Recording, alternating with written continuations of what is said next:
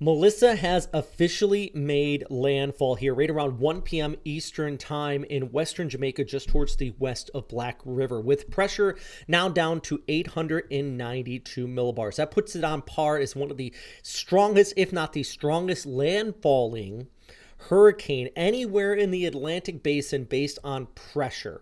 It is an absolute historic storm system. We're already seeing reports out of these coastal areas, some serious damage not only from the wind, but also a very significant storm surge out towards Treasure Beach into Black River, and now Montego Bay also taking the impacts from this too. Latest as of the 1 o'clock advisory, where this has come on shore, pressure still at 892, winds still sustained at 185 miles per hour, but into the higher elevations, we could be looking at gusts well over 200 miles per hour as this crosses the mountains there into central Jamaica. And to put this in perspective too, like I said, the strongest, now of course there's going to be post-analysis, but the strongest intensity at landfall, of course, storms like Wilma peaked at 882 millibars out over open water. But this storm down to 892 millibars, if we're just talking purely pressure, that ties the Labor Day hurricane that made landfall in South Florida back in 1935, and definitely beats out Gilbert, which is the previous benchmark for the island of Jamaica. Thus, this being the strongest landfall in recent memory, at least in recent records, that has ever made landfall on that island.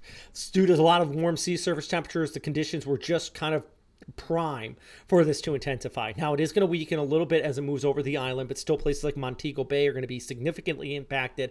And then it's going to move on shore into Cuba still as a major hurricane, a Cat 3 or a 4, before moving further off towards the north and east, impacting the Bahamas as well as we go ahead through our day here on Wednesday.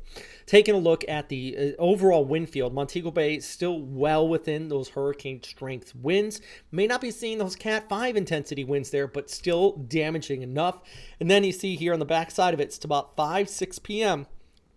That's when the conditions do start to improve in Jamaica, but it's not completely over yet. And on top of that, you still have the residual rain and just a tremendous amount of precipitation into the mountains. And then we see this making another landfall as we go ahead through Tuesday night into Wednesday morning as it moves off towards the north and east, crossing over Cuba and then eventually moving towards the Bahamas by midday here on Wednesday before moving further off towards the east. So hurricane warnings obviously in place along that stretch as it moves away, and we still are going to be talking about the rainfall, the damaging winds, all of that from this storm system, because there still could be some spots seeing over a foot of additional precip on top of what we have already seen out here. This storm system is not over yet, even though it has made landfall. Can't stress that enough. And then on the back side of it, it's actually going to pull in some drier, cooler air that will actually bring some improving conditions across the southeastern U.S. But for now, we take a closer look here at satellite imagery. This has come on shore officially via the National Hurricane Center at 1 o'clock just towards the west of Black River. I'm meteorologist Robert Sped, always doing our best here at First Coast News to not hype, give you the latest information about what's going on, and check out firstcoastnews.com. We'll have more updates there as well. But yeah, just one of the strongest on record, and I hope everyone is staying safe.